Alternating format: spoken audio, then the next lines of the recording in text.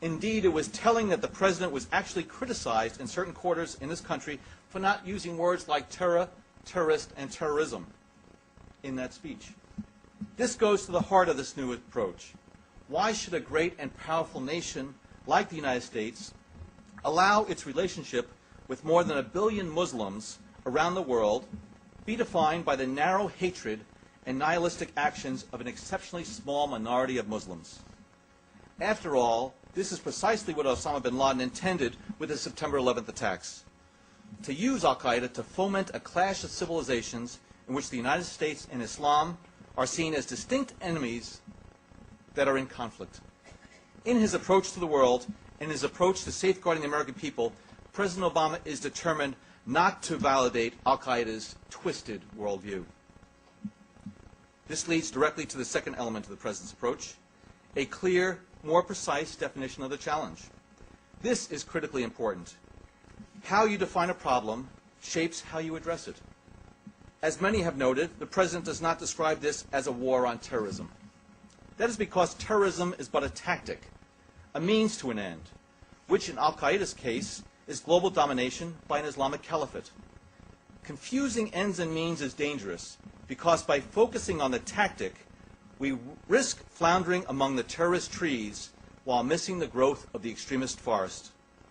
And ultimately, confusing ends and means is self-defeating because you can never fully defeat a tactic like terrorism any more than you can defeat a tactic of war itself. Likewise, the President does not describe this as a global war.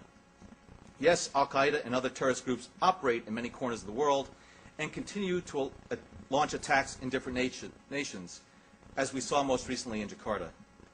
And yes, the United States will confront al-Qaeda aggressively wherever it exists so that it enjoys no safe haven. But describing our efforts as a global war only plays into the warped narrative that al-Qaeda propagates.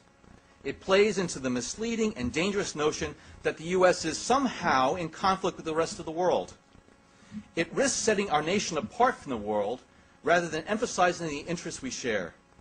And perhaps most dangerously, portraying this as a global war reinforces the very image that al-Qaeda seeks to project of itself, that it is a highly organized global entity capable of replacing sovereign nations with a global caliphate.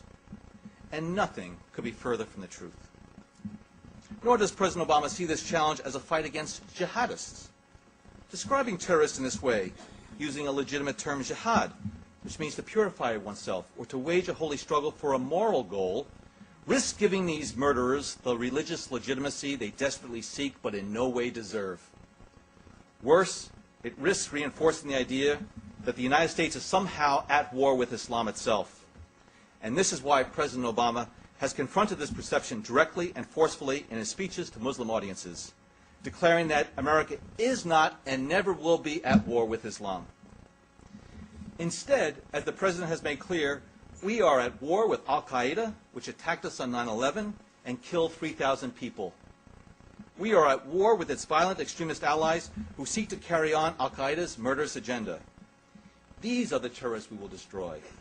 These are the extremists we will defeat.